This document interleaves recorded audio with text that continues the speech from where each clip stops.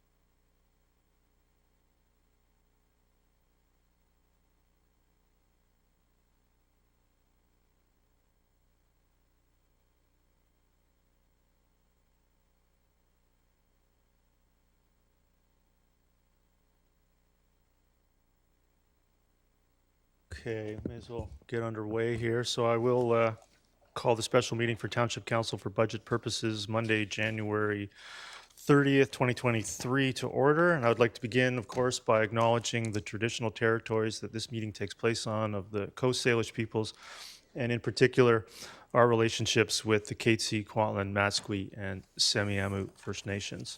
So with that, I'd like to get a motion, please, to adopt the agenda. Moved by Councillor Martin, second by Councillor Van Popta. Is there any discussion on the agenda items? Seeing none, just a show of hands, all in favor? Anyone opposed? It carries with Councillor Kunst absent. So move on to B1, draft 2023 budget presentation. Ms. Ruff, I'll let you begin. Thank you. Someone's going to turn your mic on here. For 2 weeks ago, which was to move on to the capital budget. So first we'll discuss the items that have been referred to budget during the year.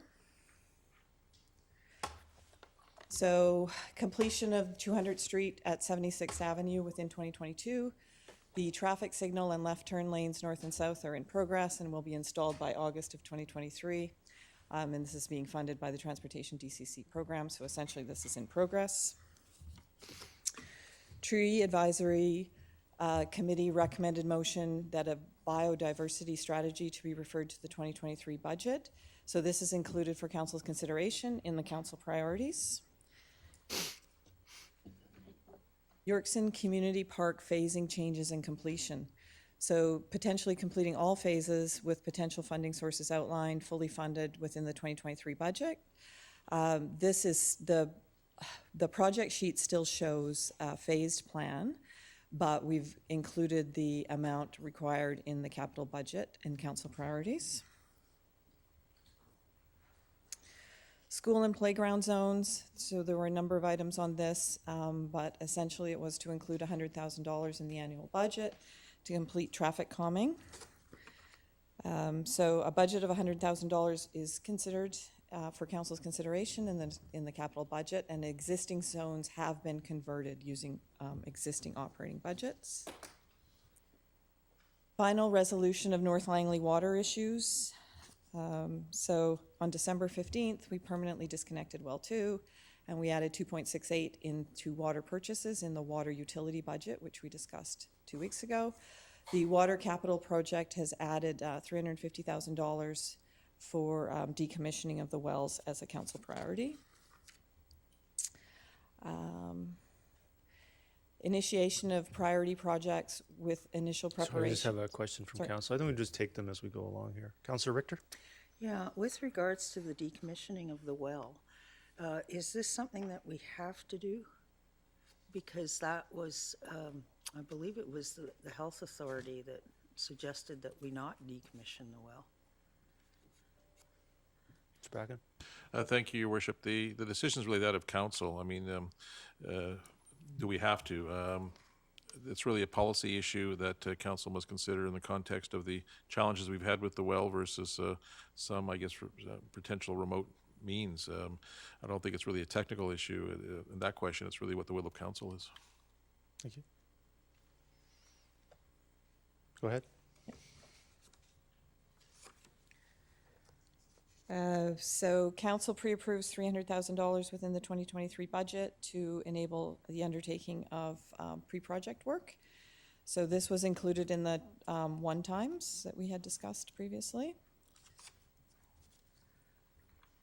Item referred to the budget process around 207A Avenue. So when we prepared this slide package, it was there was a report going to council. So we have now included this as a council priority in the capital project list, and we updated the council package.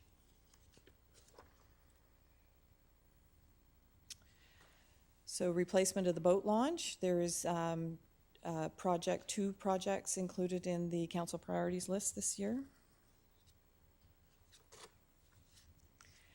And then there were a number of street improvement infrastructure, strategic road infrastructure projects, and these were also all included in the council priority package as envelopes, probably for some refinement in future, but there's a number of projects that are lumped together when we get to the slide that shows these.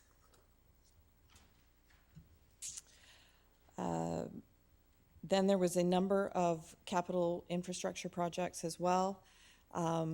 These are included as envelopes, projects in the council priorities listing.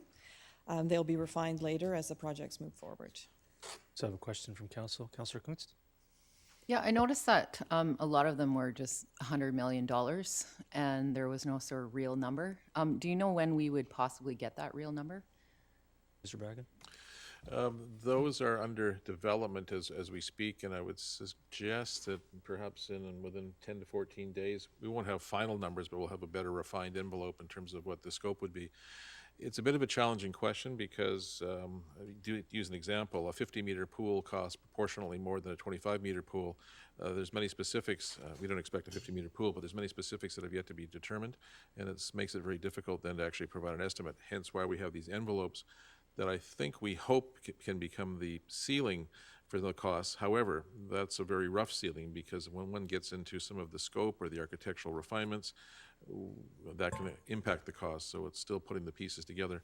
Mr. Winslade, as to the timing of, I guess, trying to drill down further, do you have a sense? Am I correct in the time period? Likely not quite that quick, but what currently we one of these previous slides identified the $300,000 for all the various studies. So currently we have environmental assessments and surveys and geotechnical review and all those things that we talked about previously underway for each of these priority projects. They're all in various stages because they're varying complexities. At the same time, we've initiated some architects to do preliminary designs just for fit analysis, and then that'll help us define I guess what components we could have, and then the next step will be cost estimates. So in reality, they're probably all going to be on varying timelines, but starting February 13th, I think we plan to bring forward maybe the first facility as we go, and it'll probably just be a series of presentations to council following that. Okay, thank you. Councillor Van Popta? Yeah, sorry, that was pretty much answered my question. I was just more curious into process about how we even get to the point of knowing what we want to have built, if it's based on community input or like it's hard to get a scope when we don't know what we're wanting yet. So Yeah, I agree. So I think what's occurring, and Mr. Winslade can correct me, is that there's a process underway currently to just determine what's capable on the site. And so what some of the range of options might be based upon how much land there is still remaining at Yorkson, for one example, or how much land might be needed to make a project a little bit better here or there. So I understand that process would complete and would come back to council with a range of options to, as Mr. Bracken outlined, you can do this for this amount and do that for that amount. And I believe that preliminary work is underway to bring those options to council. thank you. Councillor Kunst? Yeah, I just had one more question, and I don't know if we've gotten there yet, but I noticed that the Aldergrove Parkade's coming in at $12.5 million. Am I correct if that was originally $8 million? I think it was originally 8.5, Mr. Bracken, back in 2019, I believe.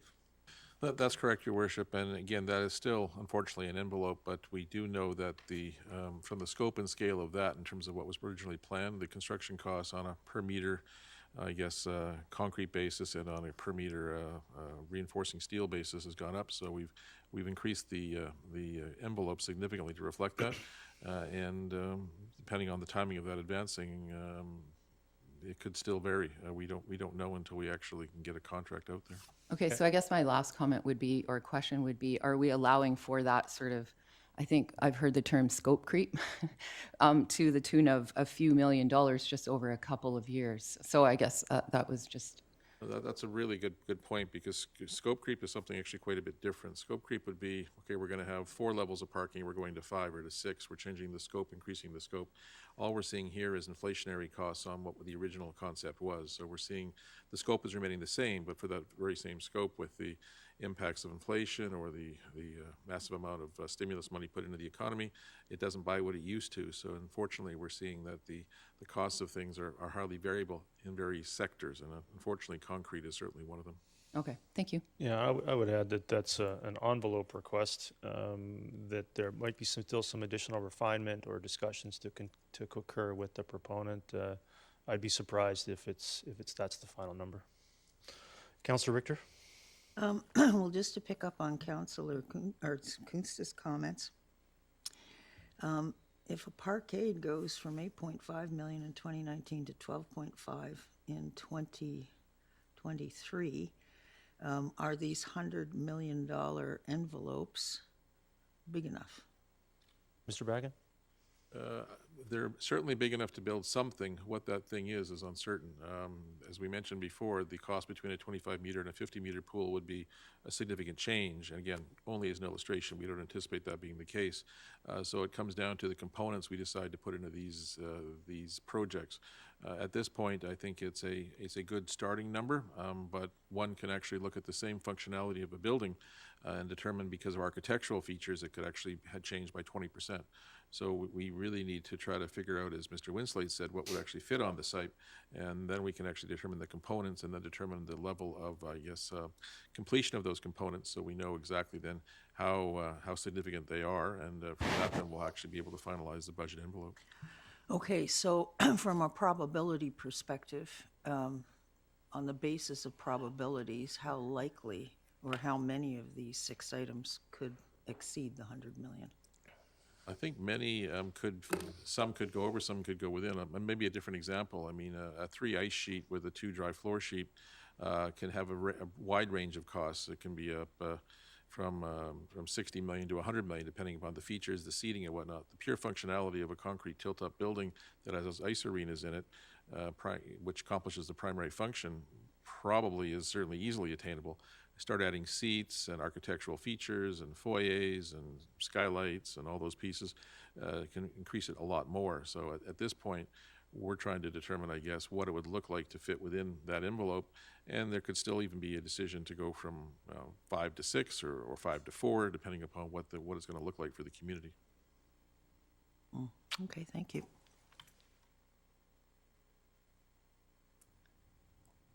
The next item that was referred to council was $125,000 matching funding to have bocce court covers installed at LEC. So this is included in our council priority projects. As well, there was slope stability request for $1 million as part of the 2023 capital, and this is in the budgeted critical projects.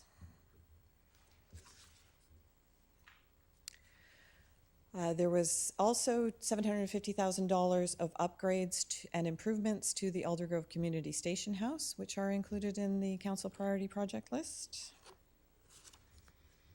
So another question from council. Councillor Richter?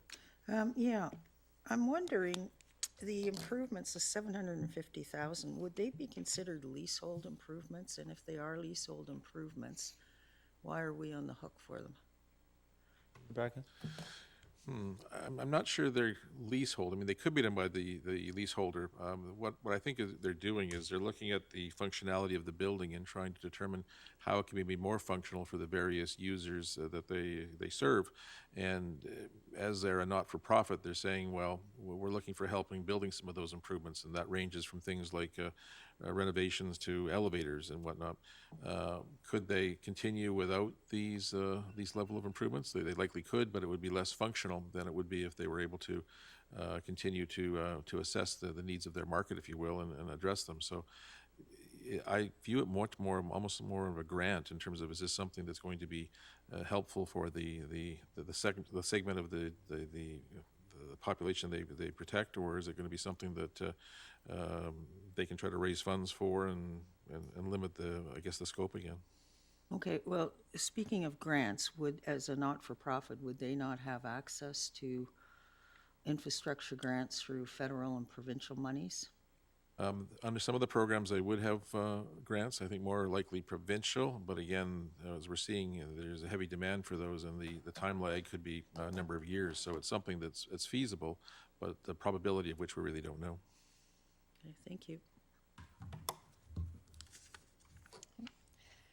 And then there's also the snow and ice. At the December 5th meeting, it was referred to staff to bring amendments to the snow and ice control policy, and those are still to be added once council's final direction is received. I have another question from council. Councillor Richter? Yes, so do we have an overall summary for all the items referred to from page 3 to page 16? So a ballpark total for each of those, like for all of those together. So how much are these adding to this budget? So I think I might take a stab at that. They haven't added anything to the budget at this point because they're not approved as a budget bylaw, and maybe they're included for council consideration, Ms. Ruff. Yeah, would that but be- what I would like to know is what is the price tag? Well, let's not assume they're included within the budget. As Well, of right now, no, they're I simply, think excuse me, that we Councillor need- Richter, excuse me. Right now, there's currently, Mr. Mayor, I've asked staff a question. please stop I would interrupting like me. staff's answer on as this, you are well please. aware, Councillor Richter, all questions flow through the chair, so I am attempting to answer the question. The situation, please don't interrupt me. I don't interrupt you. Yes, you do. I do not actually You interrupt you. just did. I was interrupting you, interrupting me, but this is getting a bit silly. So what I would like to confirm, though, that they're not actually included within the budget. They're here for council's consideration to include within the budget. So is it possible for you to produce a summary of items such as snow and ice removal that aren't yet identified and costed? we could. Could. Yeah, I mean, there were a number of different, I think, options in that, so I think we need further direction from council before we can finalize what that additional cost would be. Councillor Richter, do you have another follow-up question? Yes, I do. So I'd like to go back to page 3, and I'd like to get the dollar values of each of the items. What was on page 3? Completion of 200th Street at 76th Avenue within 2022. I believe that's costed on the council priorities list, Councillor Richter. Well, I'm just asking for the numbers now. So I think when we get to the summary, that those are all sort of split up into the council priority summary list, if that Okay, so helps. they're all in the budget. Yes, all the ones that identified that were in the budget already. The snow and ice is not in the budget. And I believe the council priorities list is currently in an unfunded state, is that correct? Correct. All capital projects are unfunded at Continuing this to refer to point. it as in the budget would be inaccurate. Correct. Thank you. Carry on. So we'll just walk through, I think some of this we covered when we talked about the budget process, but we'll walk through what we've done this year. All projects that are brought forward are ranked. This year, there's a council priority projects, which are all the council identified projects. And then we've identified critical projects, which are risks to health and safety obligations and where there's an imminent loss of asset or an issue again with public safety. Those projects are all listed and detailed for council consideration in this budget package. The high, medium, and low projects that have been brought forward, they are listed, but we don't have the detailed project sheets for them.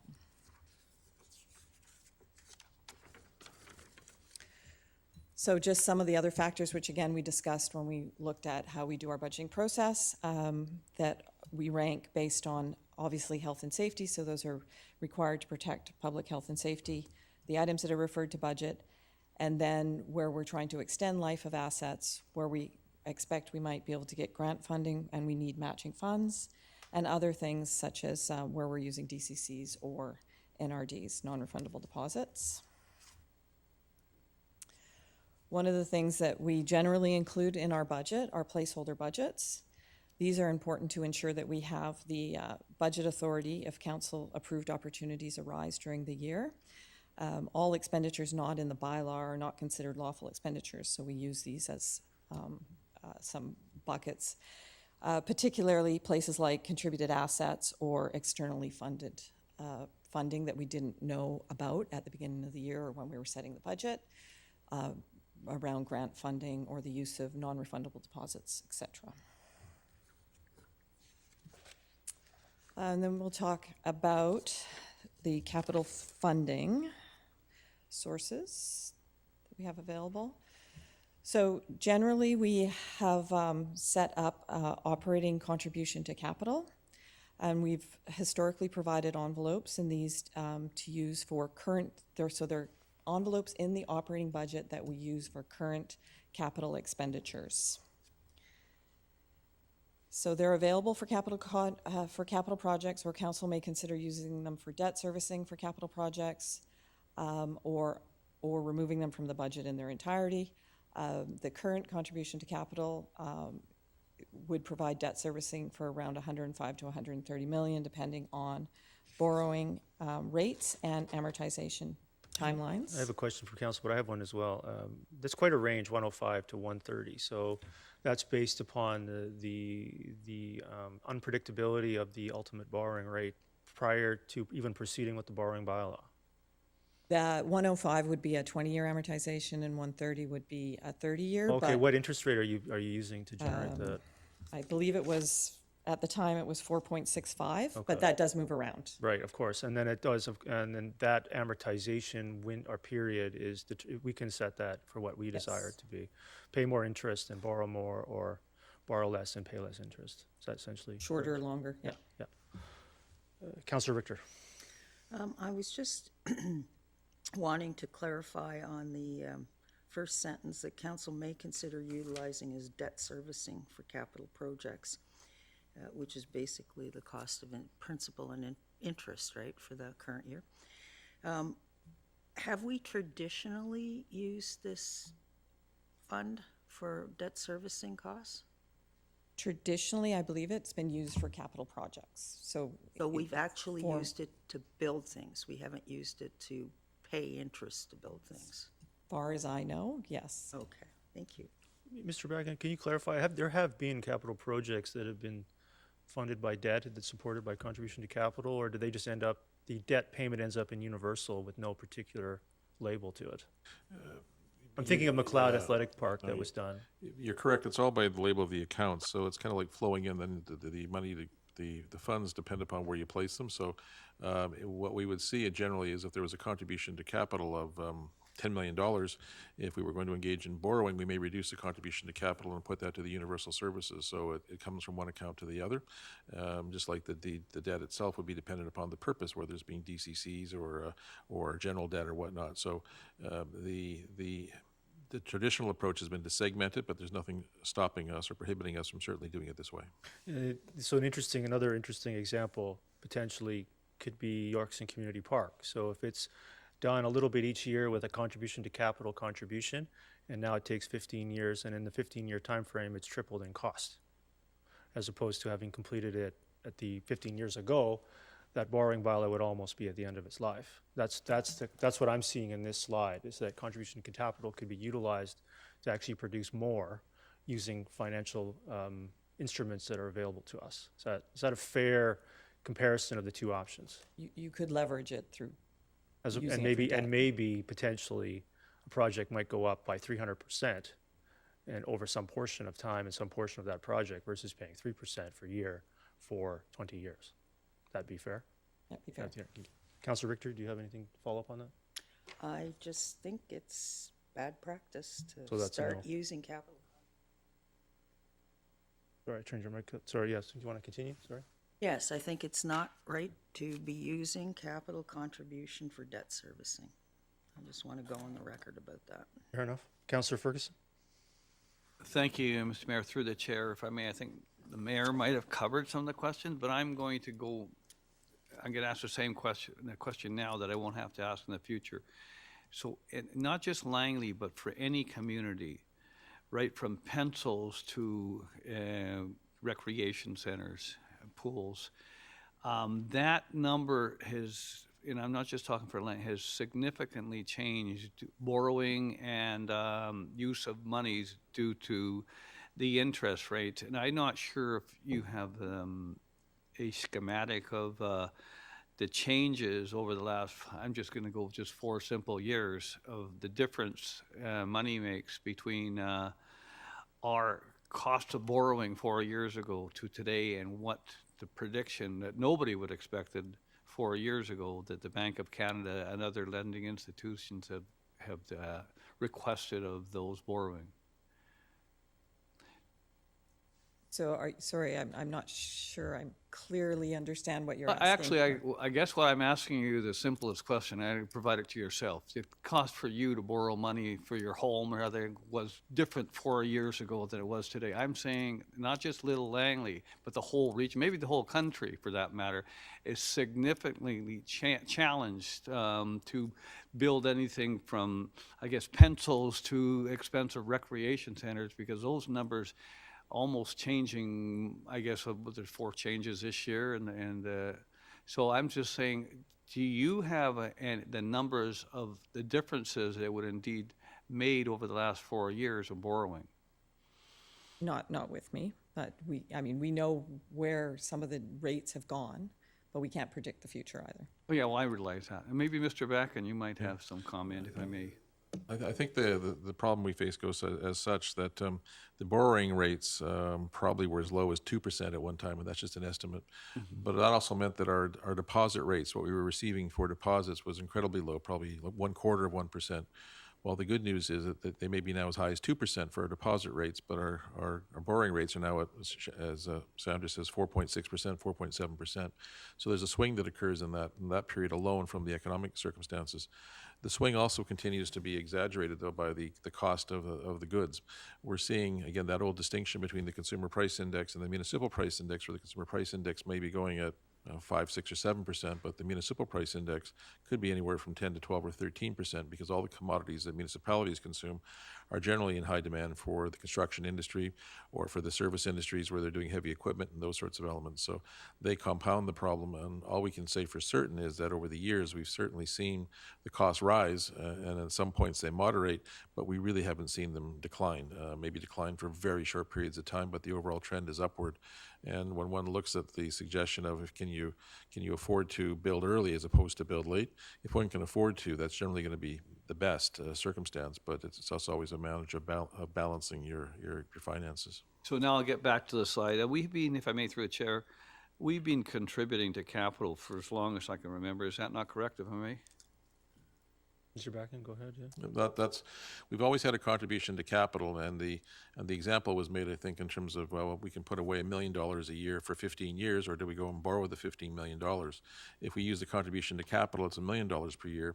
But if we were to actually go and borrow the full amount, our contribution to capital then generally goes down, because while we pay for the borrowing and could pay through contribution to capital, we generally reduce the amount for contribution to capital and just have it in the general category. So it's simply a movement from the spreadsheet from one column to the other. Okay, thank you very much indeed. Councillor Kunst?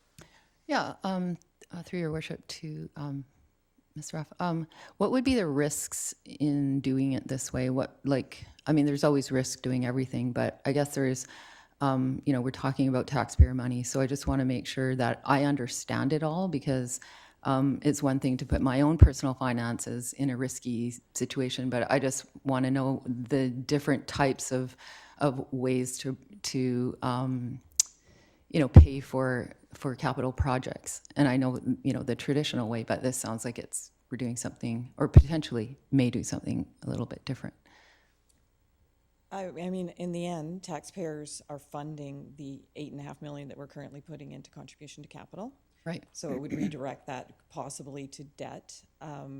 We just have to look at what our envelope of required projects are. I think that's, in the end, you're going to always have capital projects. Okay. I guess that answers my question, sort of. I guess. Sorry, Oh, sorry. go ahead. It's could we overextend ourselves? I guess that's the risk. Is there the potential of that if we're going to instead of purchasing something and using the capital for the project, now we're potentially going to finance the capital or the interest, if I'm understanding it correctly. We're paying for the interest instead of paying for the item. Correct. Right. No, I wouldn't No? say instead of, Oh, okay. because you're getting the item, right? Yeah. It's a matter of timing Right. of Okay. when you get the item. And I think this is where I think just a broader discussion is maybe a good idea, just to understand the different types of ways that we could pay for things, I guess. So, Your Worship, speaking go ahead. technically, I mean, there's a big philosophical argument there. Is debt a good thing or a bad thing? And councils over the years have wrestled with that off and on, ranging from significant debt to trying to go to a debt-free protocol. I think the short answer from a technical perspective is, to the extent the contribution to capital is being utilized to, instead of funding a number of items for 1 year, to fund a larger envelope that's funded by debt, is something that does not create an increased burden on the taxpayer, because you're simply taking the contribution to capital and moving it down the spreadsheet column to the next column. So that's not a challenge. As one goes forward then, if you're going to go beyond that envelope, which I think most municipalities do nowadays, you're then looking at making sure that your revenue matches your anticipated expenditures. And in that context, sometimes and many times they will use property taxes, but there's other things that are coming on now, such as community amenity contributions that are through a roundabout way being used to fund some of these things. That is where you're seeing some of our neighbors expand upon large capital programs. Both Abbotsford and Surrey have recently completed them by leveraging, I guess, the timing of the economy in terms of borrowing and the timing of the construction costs as they're seeing it. And that's what I think this is moving towards, is trying to build the infrastructure now at today's values as opposed to 5 or 10 years from now at those values, because that's where we're seeing the biggest changes occurring. That, however, is purely a policy question in terms of risk and what the council's philosophy is going forward. All we can do is look at our comparators and see from Abbotsford's $30 to $50 million expenditure a few years back to Surrey's, we're not quite sure what it was, but with their pools that they were going through when they, back about 10 years ago, what they actually built in that era. So it was both our neighboring communities have significantly, I guess, utilized these processes to build significant infrastructure. Yeah, I mean, you phrased it as build it now, or 5-10 years from now, at more. I would phrase it a little differently, Mr. Bracken. I would phrase it as it never gets built 5 or 10 years from now, because 120 or 100 for an amazing community center will turn into 200. And the CAC program is charging based upon the 100.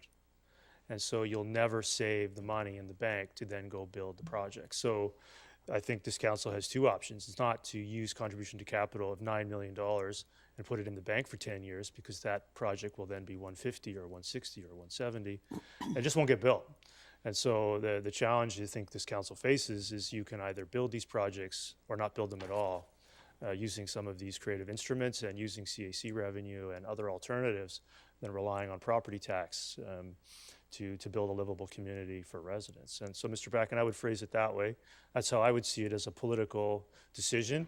You either build these projects or you don't, and there's only one way that they're going to get done, typically, and it will not be sustained through a contribution to capital program based solely on property taxes. We would need to look to some of these other options, as other municipalities have throughout the entire region, including Surrey, who's built a number of fantastic facilities using things like this, and built them many years ago using debt, and we're faced with building the same kinds of facilities at a much significantly higher cost, because these decisions were not made 10 years ago. Councillor Richter?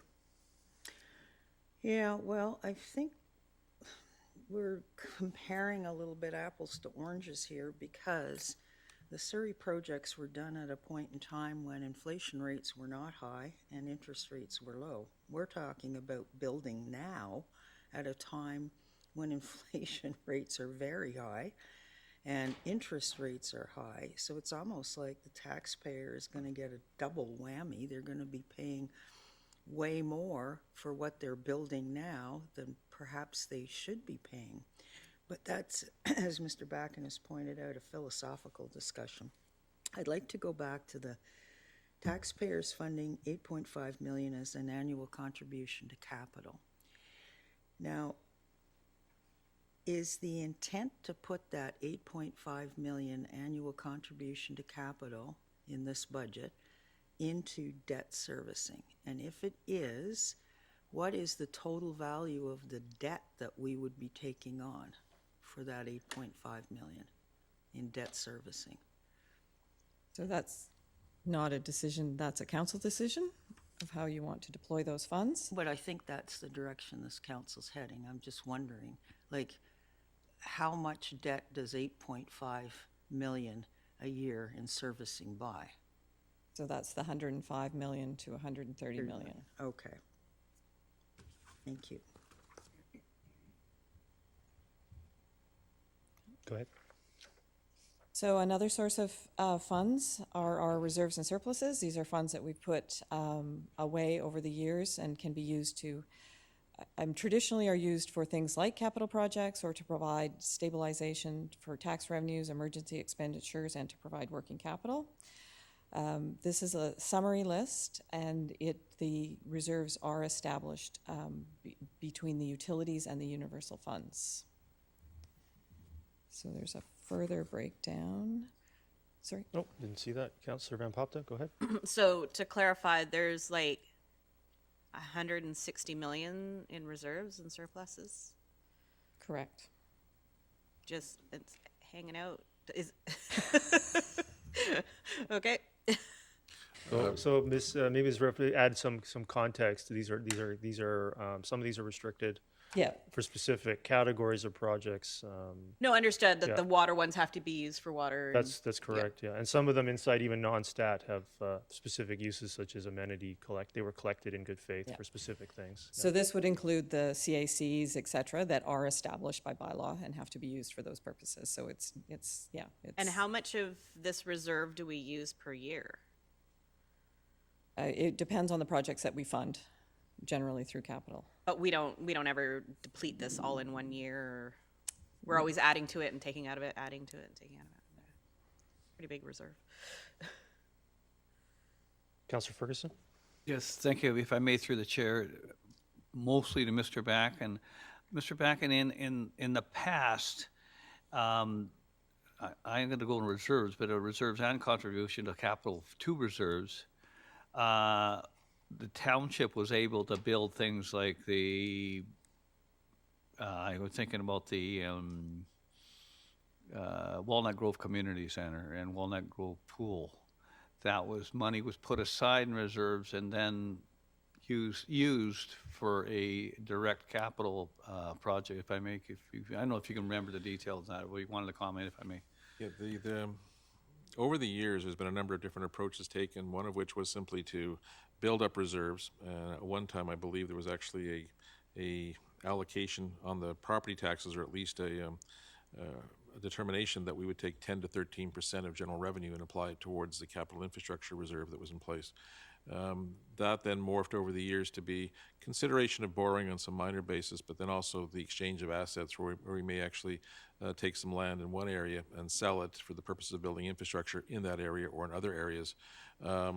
I guess I would say we've used the saving method, we've used the asset exchange method, and we've used the borrowing method. All of those have been used from time to time, generally done under the context of some sort of financial plan or philosophy that was, I guess, in use by the council of the day. For example, it was referenced the amount of the reserves that we now have with us. They seem like a lot. Are they a lot? Traditionally, we've had a long-term financial plan policy that sets some reserve rates or what we should have in the various reserves. And because there were so many reserves, they became watered down in terms of the balance in each one. But I think it would be safe to say that we were only ever marginally able to achieve those reserve levels if we achieved them at all. We never actually got well ahead of that amount, say in the last 10 or 15 years. And that's probably the evolution you're referring to, as you've seen over the years, where it's much more difficult nowadays to, shall we say, use general taxation to build up a reserve, because why would someone pay taxes to have their money go into someone else's bank account.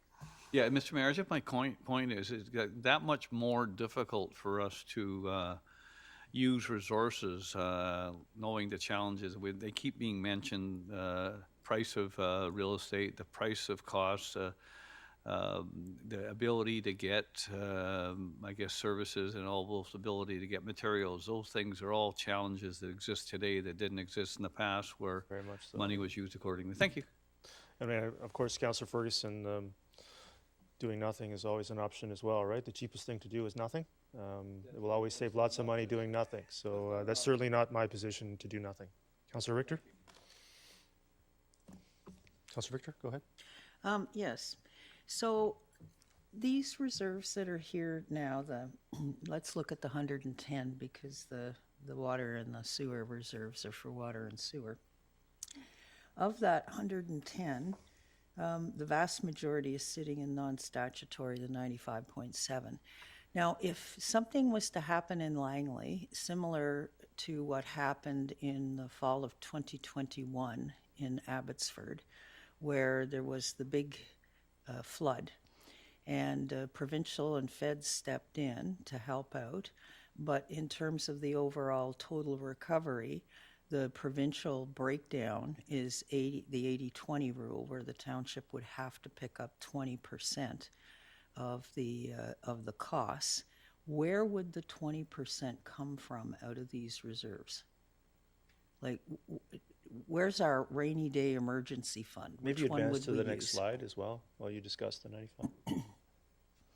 So, I mean, the non-stat reserves are broken up into a number of different areas, and I think emergency is probably a different scenario, and there's rules and around what you can do in a crisis. So I don't think I would want to venture a guess. We do have a working policy where we are trying to maintain a certain level of reserves, and that's good financial policy. Okay, and what is the certain level of reserves that we should have Well, and not spend?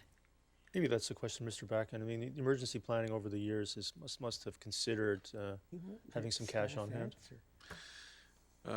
That's correct, Your Worship. The question is how much cash on hand is necessary for an emergency, and that's a very good question because it depends on the nature of the emergency. As we saw in Abbotsford, the impact was largely that on the dikes and the rebuilding of those dikes. And as you may note, that originally there was some costs suggested that were very high, but that was because the province and the local government had a lot of difficulty in terms of dealing with things in the wetland areas, whereas the federal government, through the use of the military, could actually accelerate dealing with those issues because they weren't subject to some of the restrictions.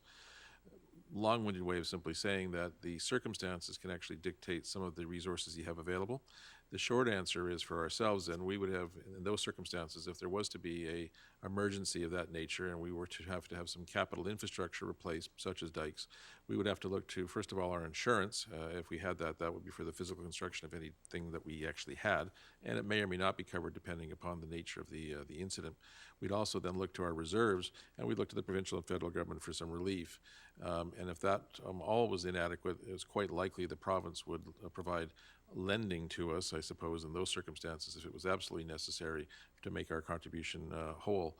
In many of the circumstances, though, we're seeing revolving or changing amounts of contributions for those matters because of the nature of the disaster itself, as we see in Lytton versus Abbotsford versus some parts and other places in Canada. It's very much dependent upon the nature of the issue. So to go back to my question, cash on hand for emergencies, how much should we have? I would think we have 95 million. Would that not be? No, I'm wanting to know how much should we have? Oh, how much should we have? Yeah. Is it based, it could be based on the value of your assets, it could be based on the value of your expenditures in a year. There are a number of different ways that you could look at it, and I think we probably need a policy, but I think right now we've been comfortable with the amounts that we've had, I believe, on hand. Okay, so you said that there was a target that you felt that we should have in reserves or a level. What is that level? Should it be like 100 million or 80 million or 110 million? There's a working policy that we have that I could reference. I don't have it with me. that says a percentage of our operating expenses is generally what it is. Okay, so that this is like an industry standard, that they would have a percentage of the operating expenditures? I think it varies from municipality to municipality and how they've decided to organize their finances. Okay. Is there any way council could get a copy of whatever the standards are out there? But for our own internal purposes, what is the standard that we have right now?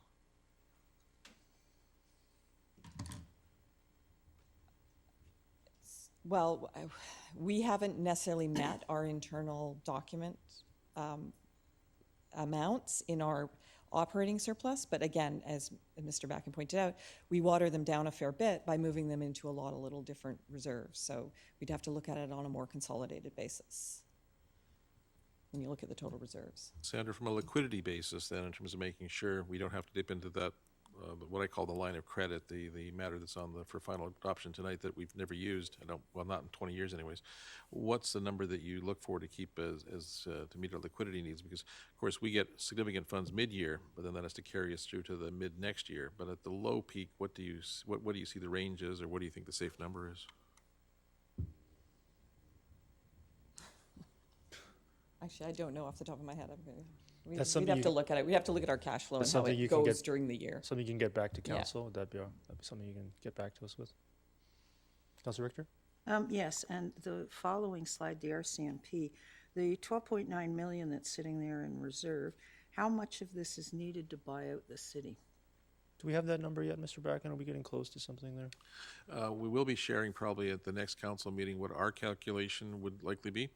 I hesitate to announce that publicly because I believe the city may disagree with that number, but we've done some analysis that we can share probably on our first meeting in February. Yeah, and I would assume that under legal, that would be something that council might want to have a look at in special close prior to considering the possibility that the city of Langley may not agree. Is that correct? Why would this be a special closed matter? I mean, don't we already know that there's a contract between the city and the township? It involves intergovernmental relations, so ordinarily that would start in the close because council may wish to discuss the merits or the challenges of proceeding with that initiative, and they may wish to then bring it forward to the public after they've had that discussion because there's a lot of information that needs to be shared and a lot of, I guess, of the relationship that needs to be considered in terms of going forward. Okay, and while we're on the topic of this, I know there's a motion coming up in the open meeting, which I was going to bring it up under, but if the city is no longer in this building, does the building have the capacity to house 25 more RCMP officers as proposed? The short answer is it would, because right now there's, give or take, 45 to 50 city members there. So if they were to be, with a wave of a wand overnight, to be relocated, that would give us some capacity for a number of years. Beyond that, the facility still has challenges, when we've often talked about the potential of, if you will, expanding over the parking lot, or as you may recall, the facility was actually designed back in the 80s to have another floor put onto it. Given seismic changes to the building code, that's really not practical. So we could look at expanding to the south or to the west, or the other option may be to consider it just wise to look at a completely new facility at some point in terms of the changing policing requirements and what that would look like. But we're, I think, a long way from actually getting into that sort of discussion. Thank you. Councilor Van Popta? Sorry, just to clarify, the notice of motion was 15, not 25. I think that would be including the bylaw officers as well. Do we have intent to put bylaws into the RCMP? Something we can debate at the regular meeting, but I believe that was obviously combining the two together. Okay, but we don't have a history of putting bylaws, like township staff usually stays. Something we can get to at the afternoon meeting, yeah. Go ahead, Ms. Rowe. So another source of funding for a lot of capital projects is our development cost charge receipts. This slide shows the traditional or the actual amounts that were received over the course of the different years. 2021 showed a significant spike because there was a change in the DCC rates that developers were trying to capitalize on. This is the October numbers. I think it went up by another $1 million in when the November numbers were published. And it is broken down by the various areas, so it's very specific on what we're collecting the DCCs on and what we can spend, and it's to be spent on expenditures that are within the DCC program.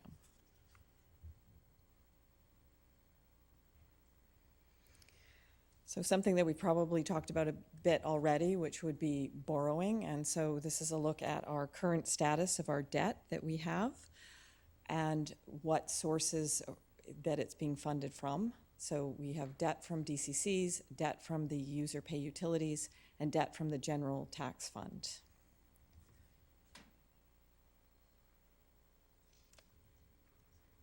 Oh, missed that as well. Councillor Rampopta. Sorry, is debt from DCCs because we're building things without having the funds?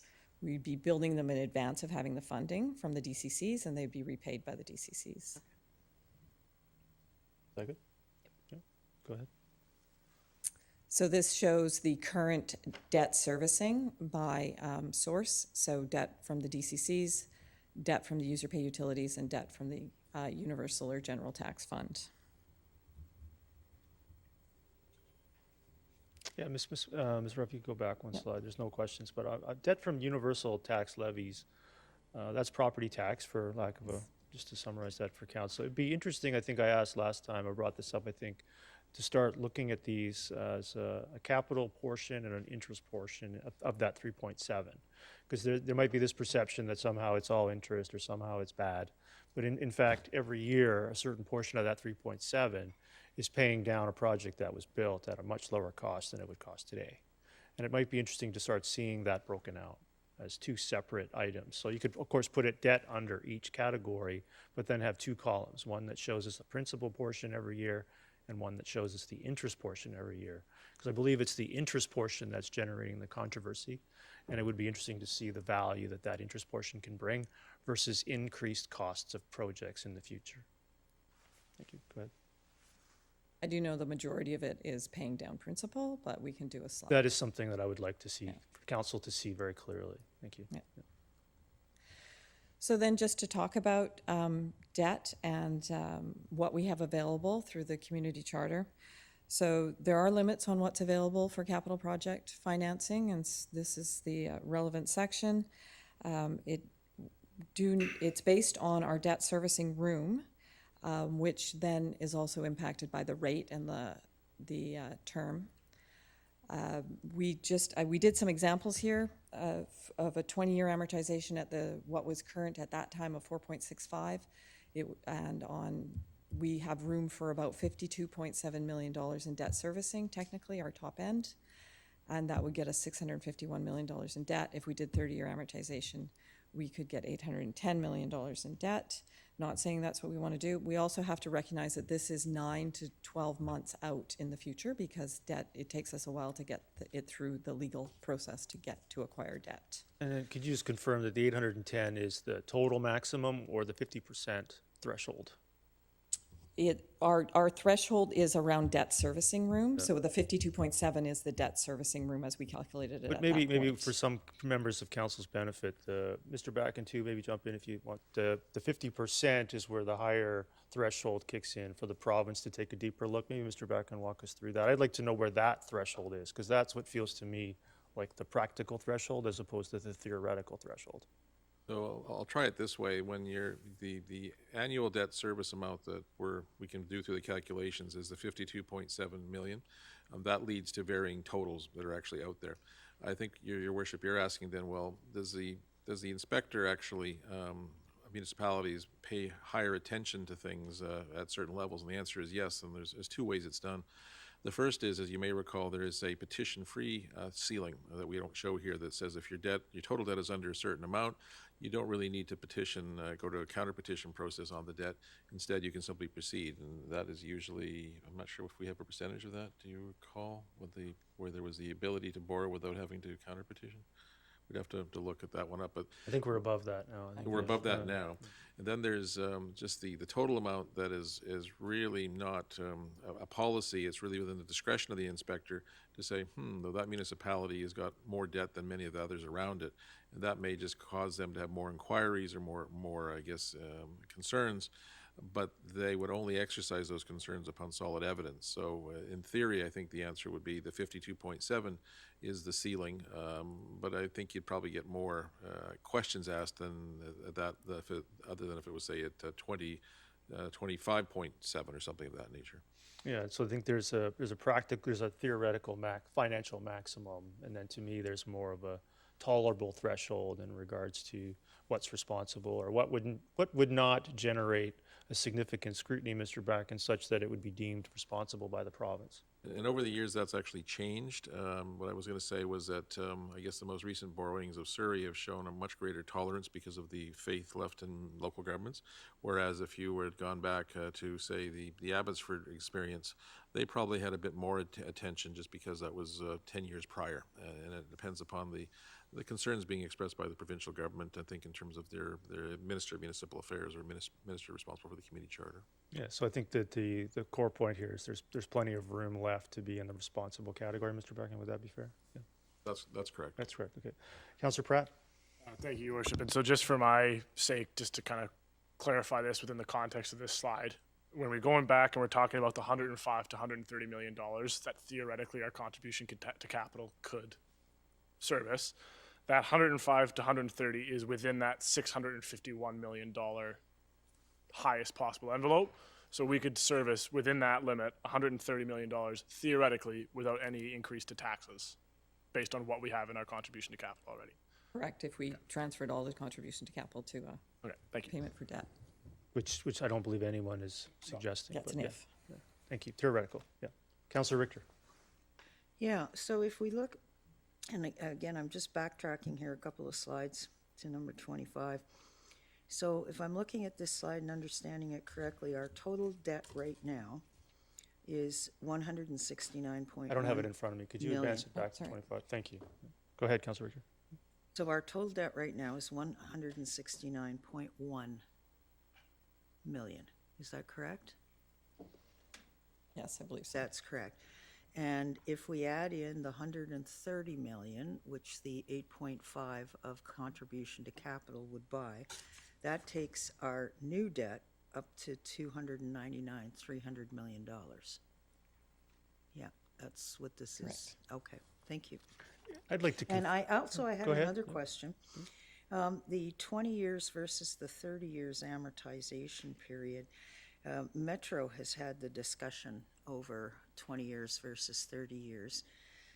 And the gist of their discussions was 20 years was better because 30 years you're basically saddling the next generation with the debt. And how likely are we able to get a 30-year amortization, or is the norm out there now 20 years? I don't think I could say what the norm is. I think that whatever we apply for, we should be able to do. I think the theory behind debt, or some theories behind debt, is that it should be paid for by the people who benefit from it. So it should match your asset life. So depending on what assets you're acquiring debt for would depend on what life you wanted to have on the debt. Yeah. Okay, well, mostly these things have a life of about 30 years, don't they, before they have to be replaced? I'm not going to. Okay.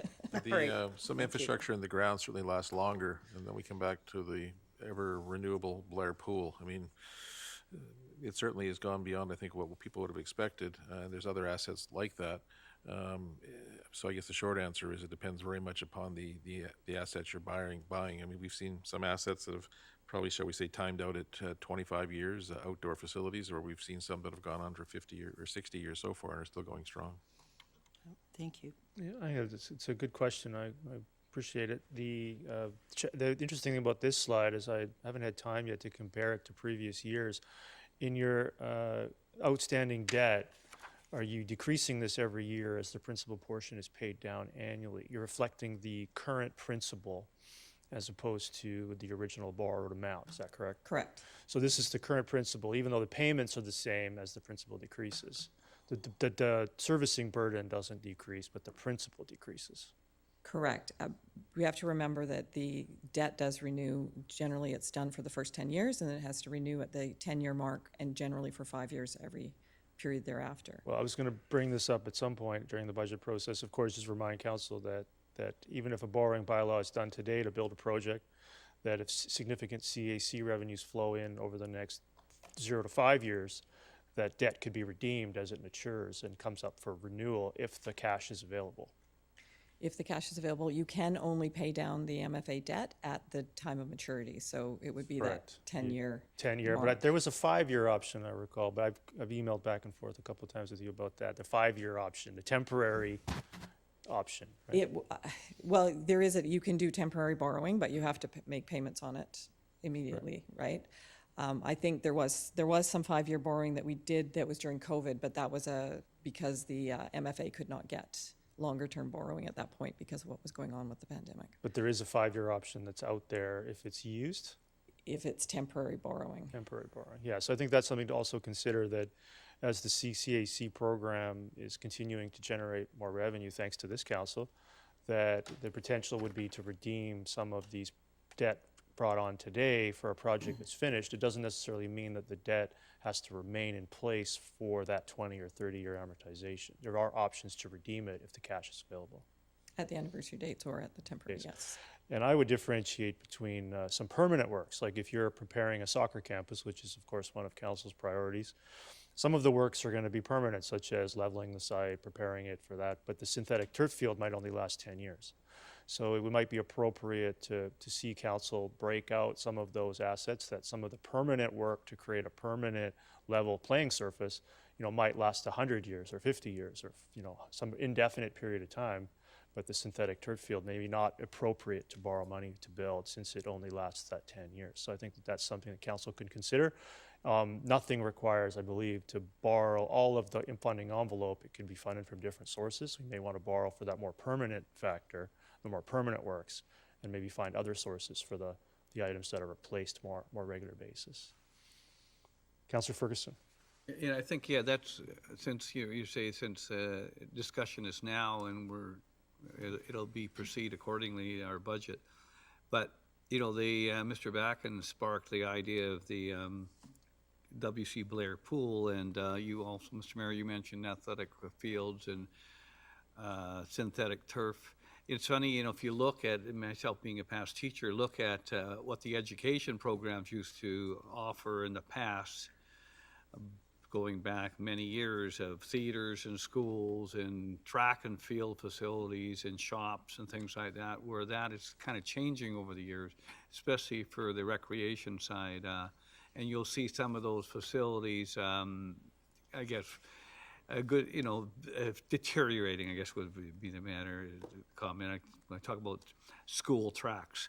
Now, but back to the Walnut Grove, the W.C. Blair pool, it's going to be now coming up into, I guess, February or March, the new kind of the W.C. Blair pool, because they're putting a brand new recreation area there for, I guess,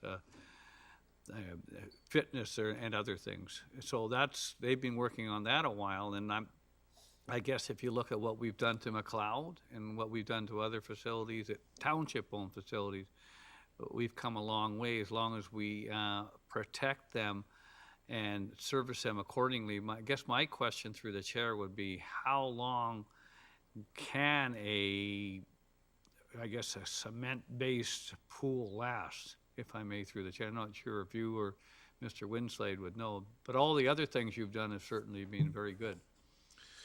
The short answer, it depends really upon the type of construction and I guess the use that's in place. Blair is a good example because that was built in the mid-'80s and it's been subject to, I can remember, at least 3 significant renovations or expansions to it. And there's been some core work done on the pool itself, but the fundamental design has still remained valid with some, I guess, adjustments to represent what the current needs are. And that would put us at about, what would that put us at, about almost 45, 50 years for that facility itself for getting up there. So it's certainly something that if you maintain them and the usage rate is within their capacity, they can go on for a long time. And I know, if I may, through the chair again, I know they've been, I'm just looking at all these things and how the township, and I guess other communities, mostly the township, have been able to proceed accordingly. And again, another example of, the Aldergrove Arena, was again decommissioned, and now we have a new arena, a relatively new arena in Aldergrove with a rec center, pool, and the ice and other things, so with stands and everything else. So there has been, I guess, a conscious effort over the years to look at our facilities and proceed accordingly, and also gain from the fact we borrow and other things. So, as you said, Mr. Mayor, this is it's kind of a revolving target, but it's important to talk about them now. Thank you. Thank you.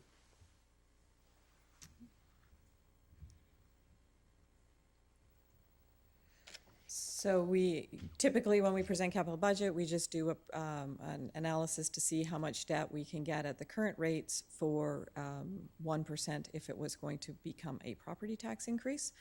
So on a 20-year amortization, we could get about we could get 19 million, and a 30-year amortization, we could get about 24 million.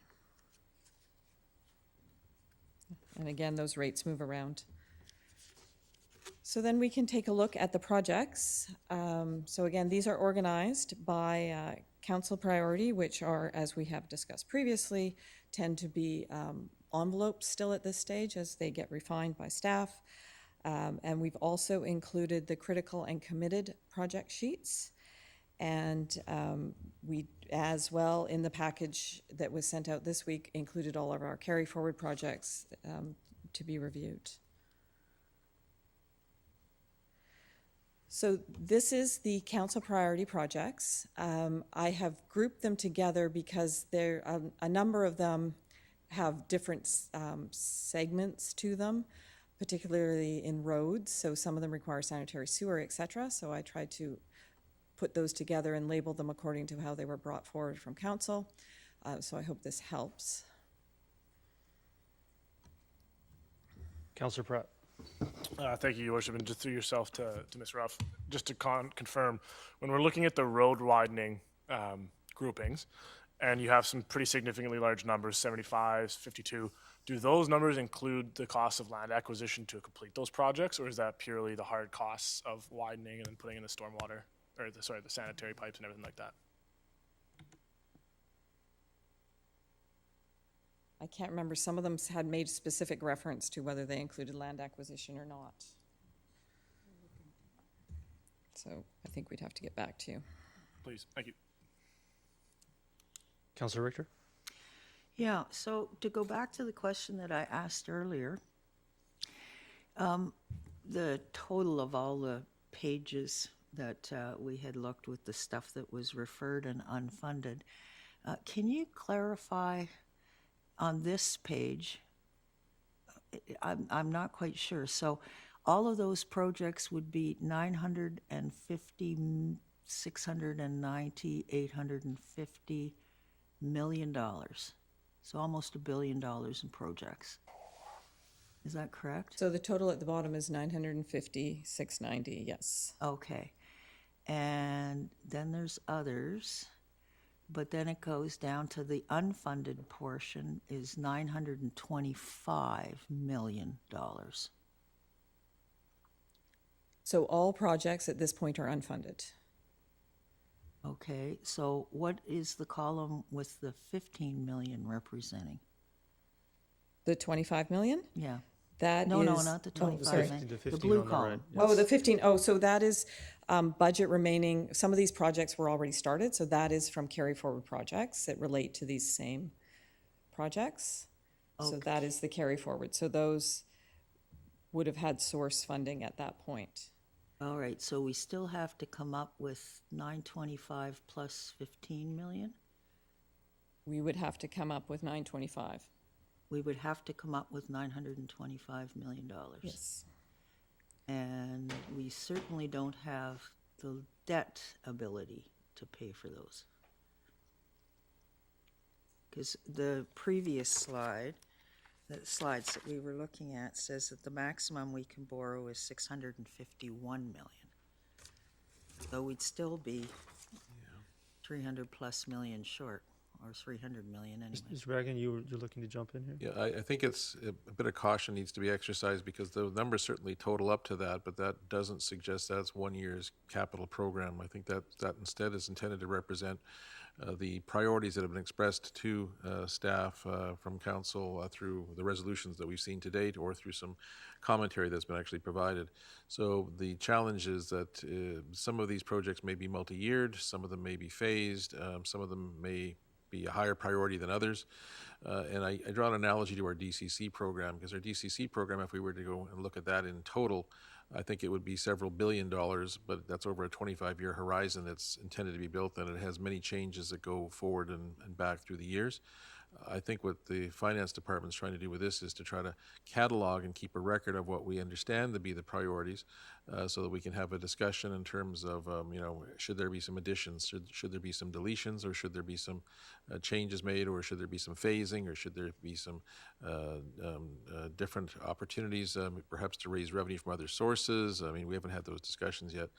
I think this is trying to capture what we think council is wanting us to focus on, and if that's not the case, to make the adjustments as we go forward. So, in other words, I'm going to call it $1 billion worth of projects are intended to occur over 4 years. Is that what you're saying? This is a 4-year work plan equaling $1 billion. It's the direction of council. I mean, council could say, sorry, it's a 1-year work program, or they could say it's a 25-year program, or they could say something in between. What we're simply trying to do is catalog the new priorities from the discussions or direction from this council to ensure we're headed in the right direction.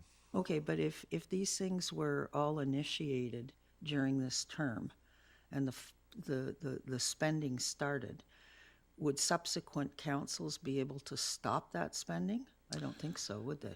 Depends on where the project was at. I mean, there's going to be some commitments that are not going to be able to be stopped, and there's going to be some that likely would be able to be stopped. It depends entirely on the will of the council at that day. This council has inherited several projects from the last council, which inherited some from those before, and to date, this looks like that the budget amount remaining is about $15 million from those previous commitments, and I would suggest that those are probably things that would be difficult to undo. I think that the cost benefit of doing it would be equal to the cost without any of the benefit from the project itself. So yes, it is something that is going to be mindful in terms of there is the ability to reverse, but often that comes at a significant cost. Okay, and also the second question, and I have a third question. The second question is, has contingencies been built into these numbers? So if there are cost overruns, or is this the lower end of the estimate? No, there have been some contingent amounts put into these, but they're not huge. And what we're seeing from the pressures out there, again, is that the envelopes are probably going to be challenged to fit all of the desires that we may have within those envelopes. As such, it may be necessary to delay, defer, or streamline some of the projects, or to really truly understand it, because of course the staff will take the perspective of trying to build the most elements they can in one complex to minimize the operating costs, but that may not be what council wishes to see with these projects. They may wish to see more elaborate. They may wish to see them more Spartan. They may wish to see some features on them that we have not yet anticipated. I've yet to see a Spartan project in Langley, but that's, I suppose, is another topic of discussion. So the other question I wanted to go to, which again goes back to one of the previous slides, on the CACs. Are we seeing any trend right now, based on the state of the economy right now, with the increasing interest rates, the increasing costs of building, is there a slowing trend in the number of, say, projects that are going to come forward that would generate CACs? And if we jacked up the CAC rate, would that slow down even further the number of projects that might come in that would generate CACs? A bit of a narrative. I think what we're seeing is, with rising interest rates, we're seeing some developments being deferred, put on hold. We're seeing others that are maybe of a smaller scale and scope advancing, and we're still seeing some larger ones proceeding, depending upon the nature of the development. What I'm referring to is a lot of the residential ones are more price sensitive because, of course, the buyers for some of those projects have to get financing themselves.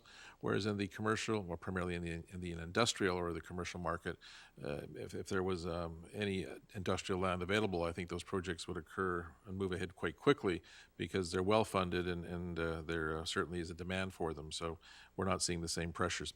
What that's doing then to our CAC program or our CAC, I guess, advancement is too early to tell. We're certainly seeing a caution out there, but we've seen the cautions come and go in with periods of 3 to 6 months. So right now, I would say there's more caution being exercised. I think what the industry is looking forward to is a flatlining of interest rates, so that may create more economic activity.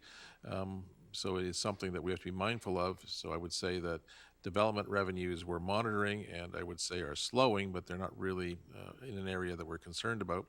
I would also say that what we're trying to do here is predict, I guess, some of the development, potential, not just over 1 year, but over the next 25 or 30 years. So it means something that we have to be cognizant of, not just in one business cycle, but in several. When we look at these numbers then finally, I would say we try to build in a bit of a protection or a bit of a buffer that can come into play, but that buffer, of course, always depends on the circumstances of how deep the recession and how long the time period it takes to leave it. Okay, thank you very much. Yeah, I appreciate the sticker shock on the 960. I don't know of anyone on this council that's contemplating this project list in its entirety. It's impossible to pick one project over another, not knowing what both projects cost. So, there's no need to really total it at the bottom for me because all these projects are not going to go ahead. So the total number was fun. I think it's kind of, interesting to talk about $1 billion in projects, but no one's contemplating $1 billion in projects that I'm aware of. So I think this is great as a way to itemize which can go forward because I don't know how you fund something when you don't know what it costs. So I think look forward to future discussions to prioritize these. And in terms of road widenings and other works, which will be provided by development and which the taxpayer needs to see done sooner. Go ahead. Sorry, back to Councillor Pratt's question. Rhodes has confirmed that they have included land purchase price in those numbers. Yeah, go ahead. Councillor Pratt. A quick follow-up to that then. The general land capital provision for $100 million there near the bottom, could you just quickly brief us on what's contained within that envelope? So that's just an envelope at this point where we don't know other places where we need to purchase land. Okay. So again, a very general envelope. So that could apply to any project within this priority list or other projects that require land acquisition. Correct. That $100 million would cover that. Yes. Thank you. So the other thing that we discussed and looked at was some critical and committed projects that we have, some of which are ongoing at this point, and the remainder are relate to health and safety or critical infrastructure that could be technically in peril or is a required legal commitment that we have. Councillor Ferguson. Go ahead. Thank you, Mr. Mayor. Salishan Place, now obviously that's going to be opening, I'm not sure, this spring, if I may. And we have a lot of exhibits transferring over from the Centennial Museum. We've got some things funded and obviously some things unfunded.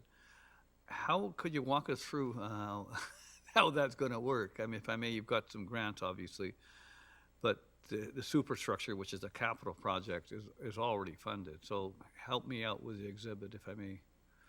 So just to be clear, we have not applied funding to anything in this current year requests. Mm-hmm. So that's why you will see an unfunded amount. That's up to council to determine what they want to fund. Mm-hmm. That project does have grant funding, that 1.29 that you're seeing there. So we need to move forward with that project if we want to retain that grant funding because it's specific to that project. So we need to look at, obviously scope change or funding, I would say.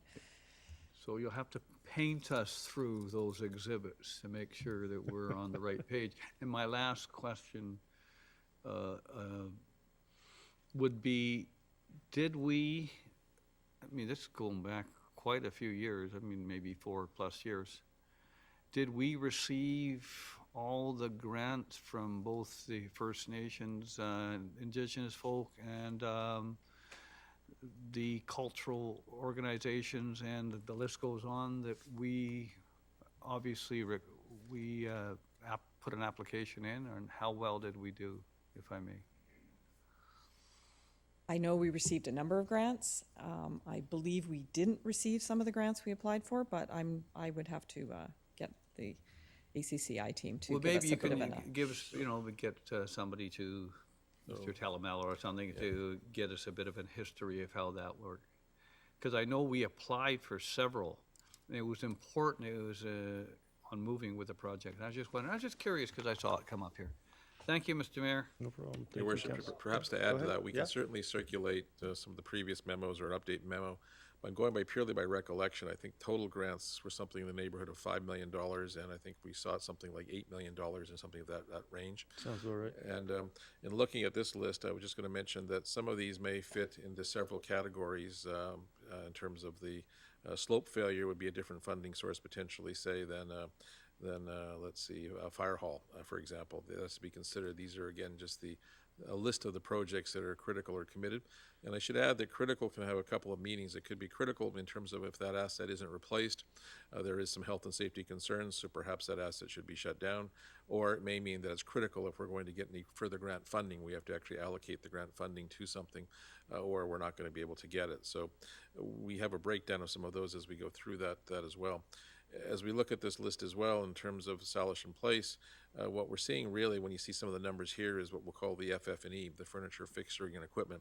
The reference to exhibits is more than simply bringing the exhibits across. It's bringing them across to make sure that the area they're resident in is in a climate-controlled environment, that the lighting is appropriate, that's easily movable because the exhibits would actually change, because the exhibits may be things that are in our control, in our inventory, or they may be things that are actually on the tours that go around from museum to museum, such as art, photographs, so all of those sorts of issues. So some of the things there are variable depending upon what level of exhibit we wish to have. Do we wish to have an art center completely with movable, which is I think kind of what we're moving towards, versus the more traditional approach where there is fixed exhibits that are very difficult to change.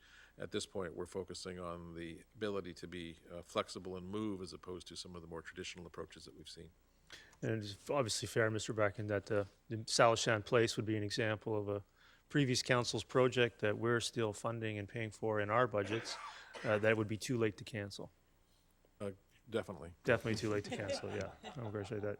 Councillor Van Popte, go ahead. Talk to me about what the Museum Heritage Center and Development request is, because I see we're requested for 1.2. There's a remaining budget of 7.8. So how does this? What is this, and does it somehow tie in with Salishan? Oh, it's the remaining of the, back to the museum. It's the remaining of the capital project itself, the building. Okay, so how many different budgets did we have for Salishan? So you have the base building budget, and then you end up with the furniture and the exhibits. Okay. When we bundle everything with Salishan together, what was the total project budget, and how much is left or over budget? You know what, I'd have to bundle it together. It did come in different pieces, and the reason it came in different pieces was it ended up with different funding sources. There were certain classrooms that were funded from donations, et cetera. So I'd have to go back and walk it back to bundle all of it together. So when we call it why isn't it called Salishan Museum? Why is it Museum Heritage Center and Development? I believe that might have been its first name. Okay. And so these were pulled off of our actual ledger system. Would it be also fair to add, Mr. Bracken, there's not much point to building a museum for millions and then not having furniture or exhibits? Yeah, a good point, Your Worship. The challenge I think you're seeing here is the historical evolution of it, where there may have been some special labels used for grant funding. Going by recollection, I think it was coming in at about 22 million total. I think the overall project was originally visioned at all sources about 25, and that difference, as you may recall, that $3 million difference is between the grant funding that we received versus what we'd hoped for. And don't get me wrong, we're very thankful for the grant funding that we received because it's very competitive out there, but that's led to some of the challenges regarding the FF&E and the exhibits in terms of how those are actually displayed. I don't think there's been any significant cost overruns on the facility because of the type of procurement process that was used. But again, if you will, I would say the scope was not fully funded at the onset, because if you had funded the scope fully, you would not be eligible for any grants. So we had to make sure that there was, of course, the envelope to obtain grants, which meant that we had to set a target and only allocate some funding to it, or we would not have been able to get any of the grants. So it's one of those challenging federal and provincial grant processes one has to go through. So what is the forecast to complete on this project? Going by recollection, I think it's in the area of 25 all in, which is what we originally projected, and I think we funded about 22, and that difference is in the $8 million that we'd asked for in funding and received 5. So there's that difference is, I think, what makes up the $3 million. And Rough numbers. Okay, so 3 million more is what we're. Right now, the total new requests are my glasses on. Yeah, You can yeah. see the total requests and the grants and how they're funding, Yeah. challenging them. And as Sandra said, there's been some private grants and other things that have made up part of that difference. But again, there's still always going to be that overage. Okay. Councillor Ferguson? A real quick question, interchange Highway 1 and 232nd, where are we at with that? Your worship, technically, it's advancing as part of the highway expansion from 216 to 264. Right now, first construction is being done at the Glover overpass, or that's coming very close to actually, I guess, beginning the deconstruction of that. The projected timeline, as I recall, is still to complete it by 2028, and we understand that all funding is in place and that procurement is in its early phases for the line. Perfect, thank you. And what's the expectation from the province when they would receive that? Timing-wise? Okay, so going by history, because it can change from project to project, usually it's at the end of the project. There may be some requirement for draws partway through, but we have to maintain our commitment through each of the budget cycles to ensure that they know we haven't changed that commitment, because that would be something that would be looked on very negatively from their funding perspective. Yeah, I appreciate that being raised, Councillor Ferguson. It might be appropriate to consider some portion of that being managed the same way Jericho Reservoir was managed, potentially, to not see that just default to a borrowing bylaw, correct? Yeah. Go ahead. I think that was all of the slides that we had. I know there are other items in the book, which are the listing of carry forward projects. Yeah, maybe just me as well. We've got another half an hour here. Maybe just continue, see if there's any questions about those. Let's see, I think I put them up here. Is there any, because in previous years, we've gone through each Yeah. summary. Why don't we just quickly do that? We've got the half an hour. Why don't we do that? So these slides then are the ones that were circulated, which include the critical projects divided up by division, along with the carry forward projects that we are still Yeah, I holding think on it's the the books. carry forwards, which would be something maybe council can raise if it wishes to. But a lot of this, some of this will be repetitive from the previous slide. Yeah. Yes. So that's the ACCI ones. Airport. Yeah, I'd like to ask about page 14 there, the runway. What is the total cost? Because that is some of these projects you'll show unfunded, but it's actually a multi-year project that's more costly than the number that is shown. Is that correct? Some of them are multi-year, yes. So that is challenging for me because I see airport resurfacing 3.5, but it's actually a much larger number to finish the project. Is that correct? Yes, so it's 3.5 in 2 years. Yeah. So the following year as well. I think it might be important to start showing that some of these projects are multi-year projects, and maybe show us the current budget request and the total required to complete it, because council may not see that it's committing to 2 years of that amount, not just the 3.5, and that is, to me, something that's not reflected here unless you go look at each capital sheet. Okay. Any questions on airport? Oh, see one. Councillor Pratt? Yeah, thank you, Your Worship. I also did have a question in regards to the runway resurfacing. In past draft budgets that I've seen, that capital expenditure was brought under 1 year. So I think 2022's was proposed at $6 million. It had it for the one capital year. Was there a reason why in this round we decided to divvy it up into 2 years? Is it just basically because it's at such a critical state that it would be beneficial to start on work in 1 year, or what was the rationale there? Going by memory, I think the rationale was really the overall size of it. We thought that it would be better to phase it in over years. That's our traditional approach.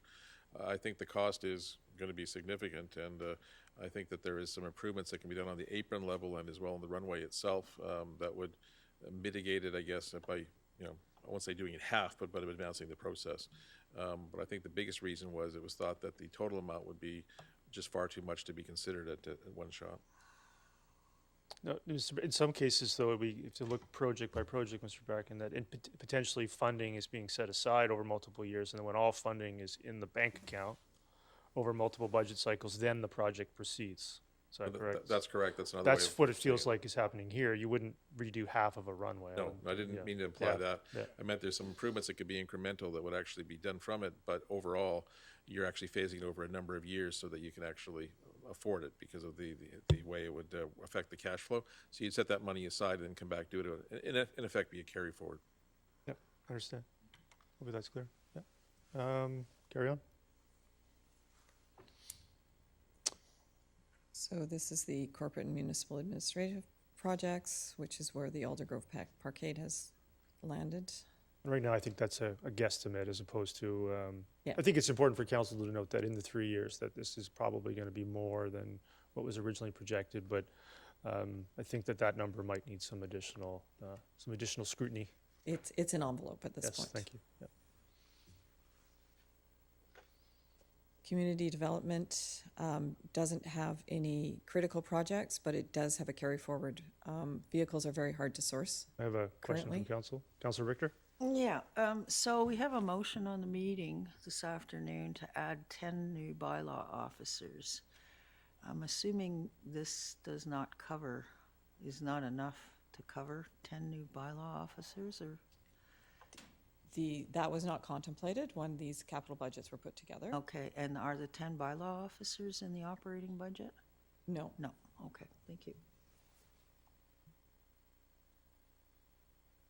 Facilities, again, the critical ones are on our previous critical slide, and then they have a number of other projects that are carry forward projects. Any questions about these? Not seeing any. Finance has a carry forward project. And What is we're in that? Critical. Did we cancel it? No, I don't want you to cancel it. We need budget software. So Okay. that This is less painful. budget software.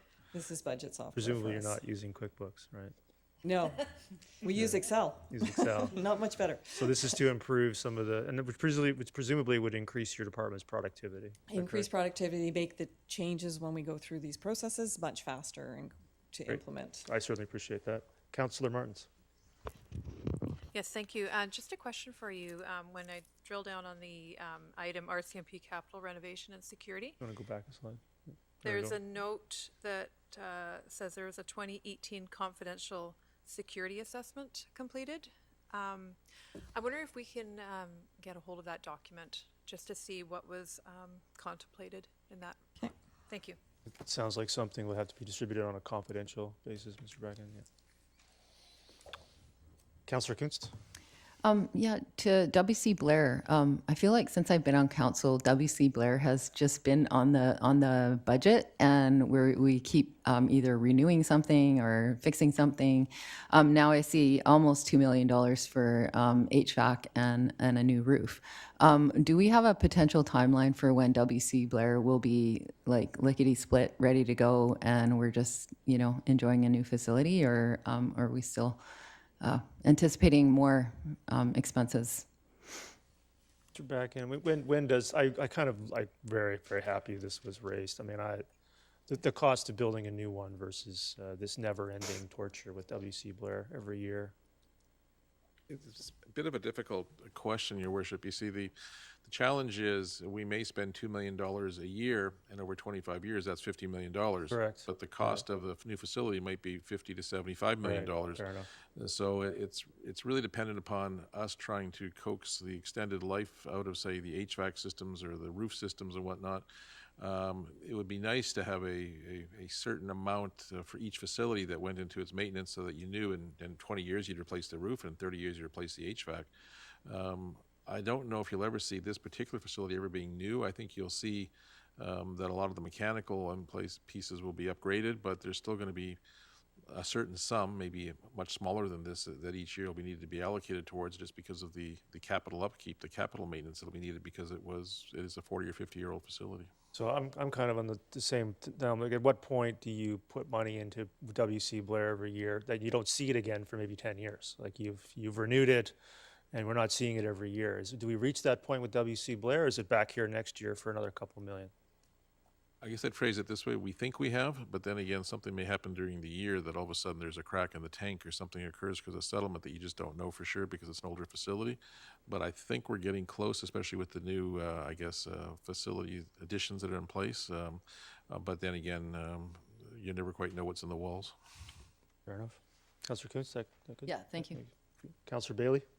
Yeah, I see Fire Hall 6 roof replacements at almost $1 million. What year was that hall built in? Can you remember that? We'll have to check, Your Worship, but I believe it's been, Sheet? I'm going to say 15 years ago. I could be wrong. Would it be possible to get a list of, I know the newest hall is 06, a list of the 7 fire halls and when they were built? Because some of these I would anticipate an awful lot more replacement costs coming forward if they're not rebuilt. Yeah, I believe that was outlined in the 5-year plan, but I think I can show you that. We can get that to you for sure. I think that would be good to see too. If we're gonna, I know we've talked in the past, Mr. Bracken, about all these facilities, all these buildings, and what is the capital replacement, not replacement plan, but capital renewal plan, so that we're not, maybe over the course of the council term or the next 5 years, that saying, okay, well, in 5 years we expect this roof to fail and that roof to fail or need replacement, as opposed to being surprised every year with millions in roof replacements, for example, which maybe aren't anticipated by council. Is that something we can maybe start to get to? As we must have that somewhere, obviously. Yeah, I think in one of the reports going way back, there was some reference to when they were built and what their major concerns were at that time, so we can try to update that. Because we see, of course, 5.5 facility hardware and software infrastructure, maybe something like that, rather than coming out of nowhere, so to speak, that, there's a multi-year plan for some of these facilities. What is that, by the way, facility hardware and software infrastructure for 5.5? Your Worship, that's a combination of replacement, upgrades, and new. And just to give one example, it includes getting fiber connections heading in the direction of our new priority projects. So the Willoughby Community Center, Youth Soccer Campus, and those projects where we don't have fiber. So that's one example. And the Wi-Fi and firewalls at the LEC. It's on that list, and a number of other things. We can provide more detail as we go forward. Great. Thanks. And one Bailey, more, yeah. Your Worship. Fire Hall's various emergency preparedness upgrades, what does that refer to?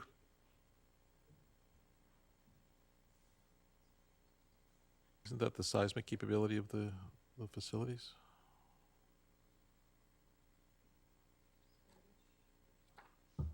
What's the page number there, It's on Councillor? it's in facilities? It's halfway down. Oh, page 49.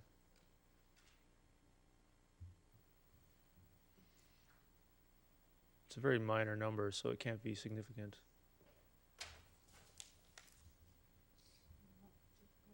Electrical assessment identified deficiencies. Oh, so some studies, Councillor Bailey. Thank you. Well, it's actually to address the electrical deficiencies that were determined in the study. That might not be minor, Your Worship. Well, the Electrical study is panel. minor. Electrical panel is what we get from the. Yeah. Okay. Councillor Martins?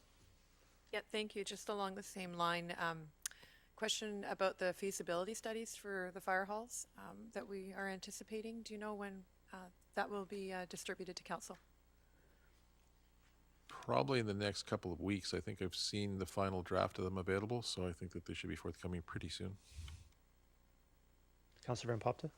Yeah, just going back to Mayor Woodward's comments, I would assume that we have some sort of capital document that talks about lifespans of key components of that infrastructure, like roof on this facility is 15 years, so we should plan in 15 years that we're going to have to replace it. HVAC, if it's running 24 hours a day, the lifespan on that is X amount of time.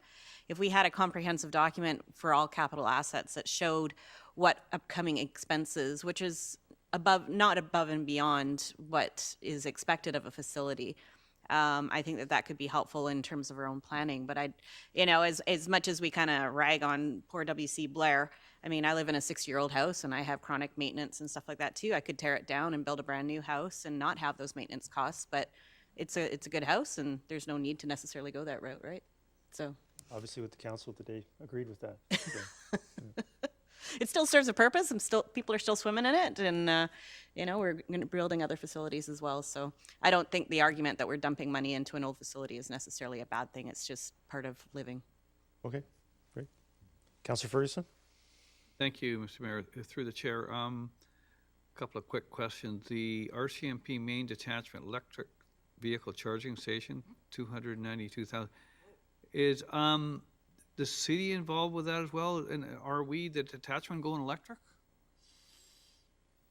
It's probably for their accessory vehicles. Vehicle It charging. says vehicle in the title. Yeah.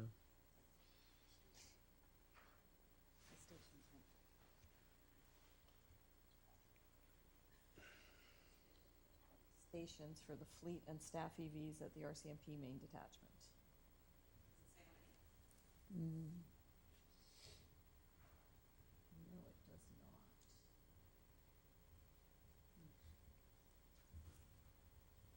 Does not say how many stations. Okay, so the admin, a lot of the admin the vehicles, as they get replaced, the plan is for them to go electrical, so they need to have electrical infrastructure. Quite often we get grant funding for a portion of that. Okay, so part of that question was, does the city pay for any of that? They pay a percentage of capital additions to the building. Okay, but on this line entry, is that on another document? Well, we didn't fund any of those, so we didn't contemplate how they would be funded. How do you contemplate it in the future? Did they? Oh, it's actually on the back sheet. It does show that a percentage will be funded by the, Okay, that's, yeah. Sorry. okay, that was not my, okay, so Mike, okay, here I get back to Park and Rec. Is there any chance, we got a memo on Willoughby, which I really appreciated. You sent a memo on Willoughby, what the status of it at Willoughby and this center, corporate center.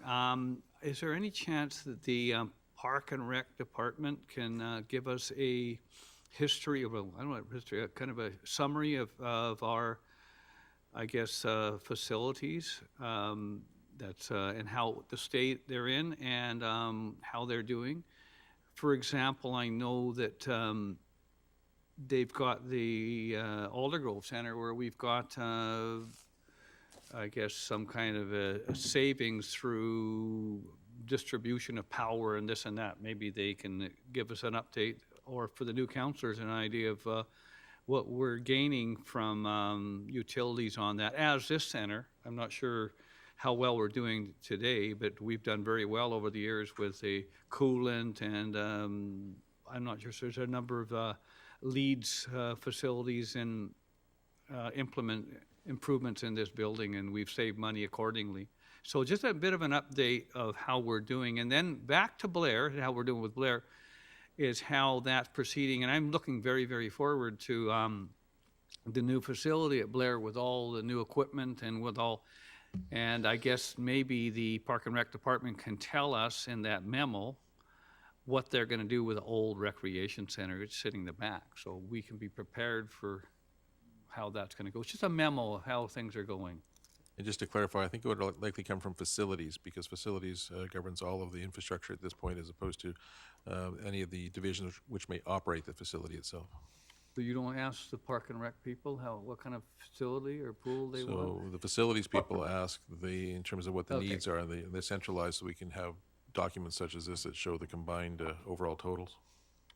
How about preparing for recreation for the future? Does the Park and Rec department get involved with that? So that's where the forecasting comes in terms of new facilities, in terms of what will be necessary.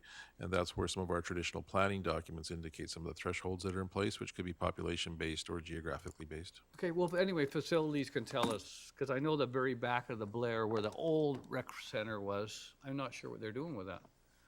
And so they could put a memo facility, and also you can just an idea of how well we've done with the the type of infrastructure they put in place are cover resources and heat exchange, like this building, air conditioning, heating, and water resources leads. There's a whole bunch. I'm all getting all excited talking about this.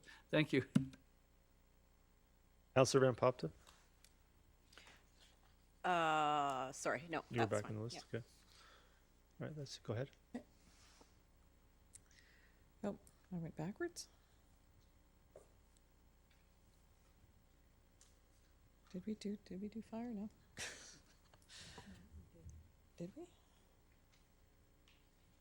Any questions on fire? Councillor Bailey. Yeah, I see in here that there's 9 new e-vehicles being going to be purchased over the next 5 years. What kind of capacity do we have in regards to charging these things?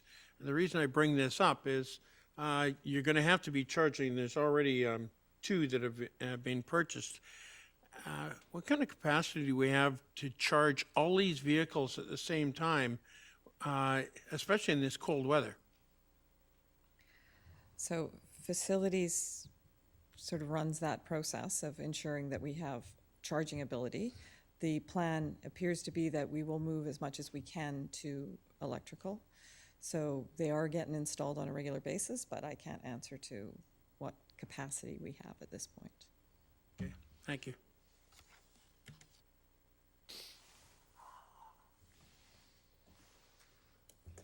Fleet is all carry forward items. The list is long.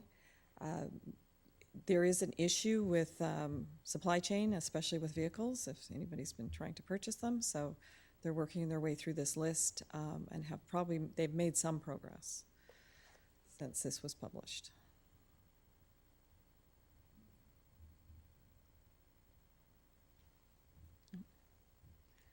HR just has a small amount outstanding that we need to ensure that they've finished paying for their project. IT, a number of the IT items are critical. Generally, those revolve around maintaining our ability to replace equipment that may fail during the year, so the IT infrastructure and the equipment replacements for servers and machines, and then as well the upgrade to this theater and a number of carry forward projects. Parks Capital, there was a couple on the critical list and the remainder are carry forward.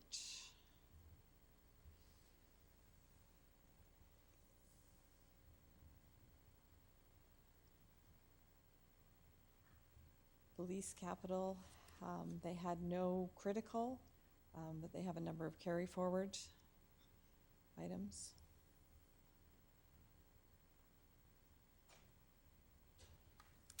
And then Recreation as well did not have critical, but they had carry forward items.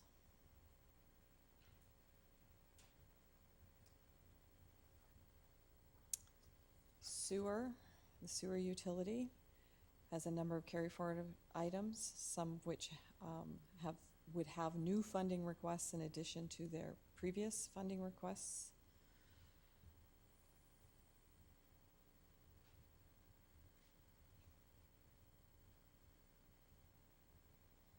Solid waste, they just have an annual equipment replacement. Stormwater has a few critical items.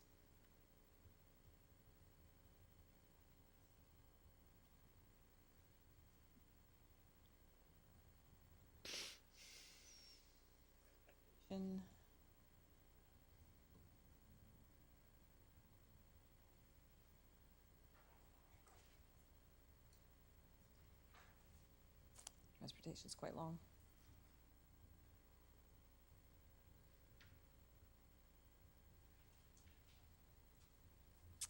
And then water.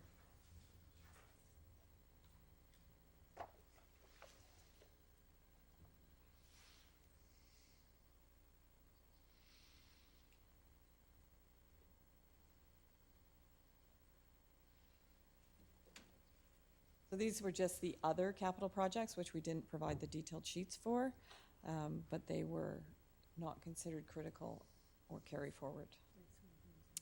And the placeholders are on these sheets as well, which would move up if we're going to carry placeholders forward.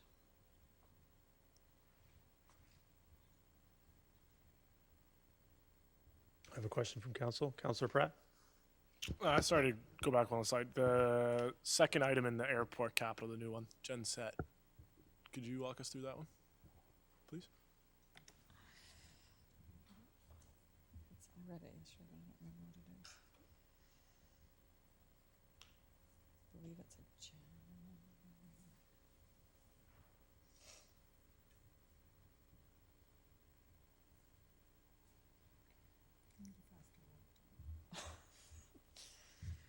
Sorry, we just need a faster laptop, apparently. That in the budget. I think that was an IT equipment replacement.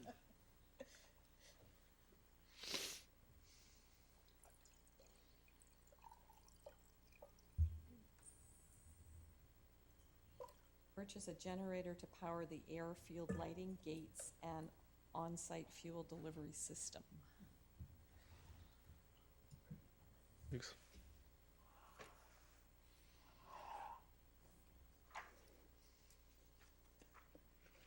Dev. Facilities.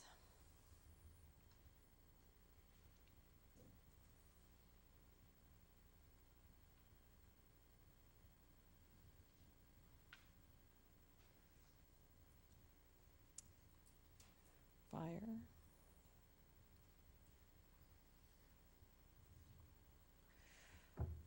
Fleet.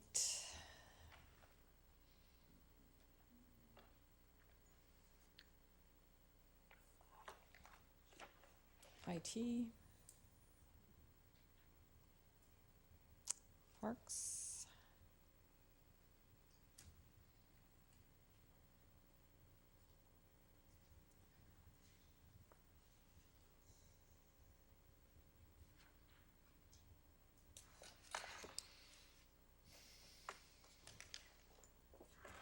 Stormwater.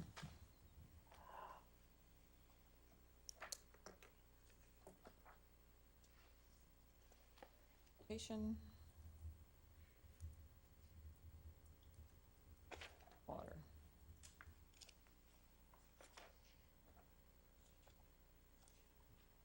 I think that was it.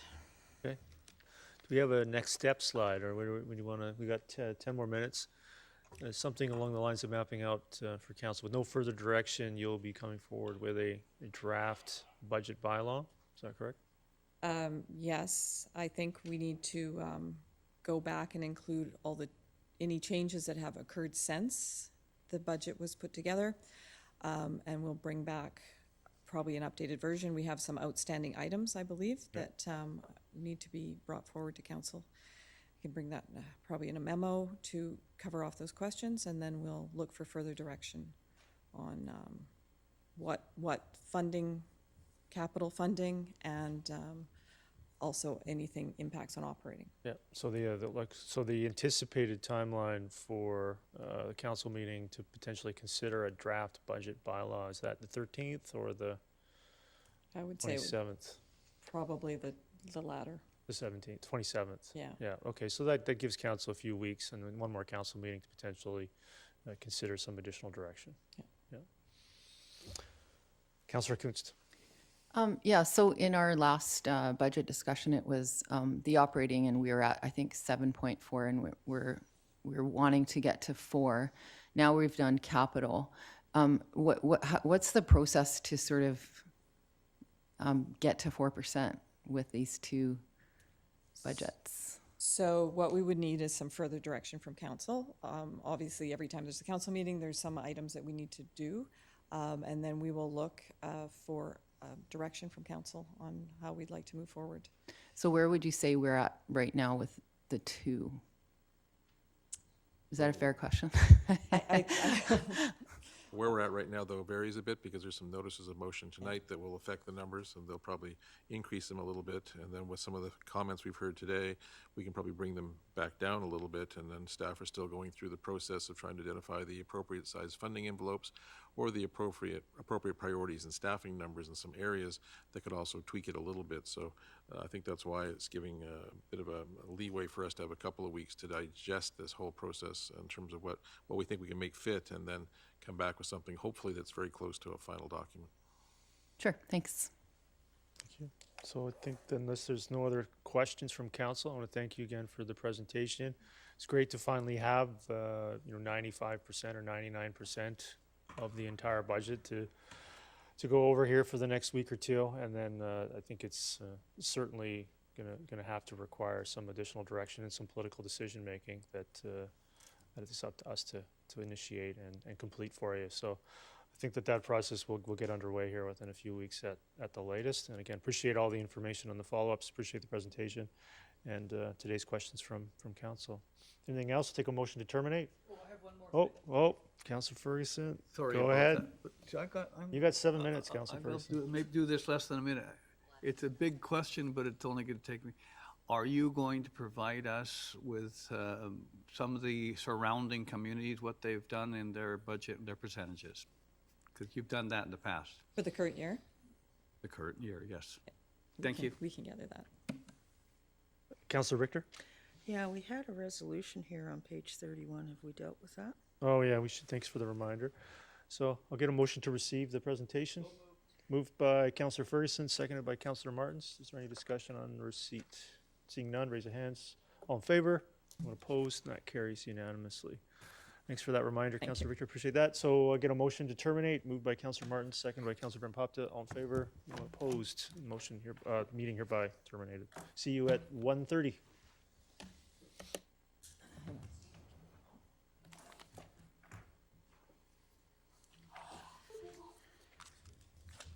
This is my budget stuff, right? So we have a couple things.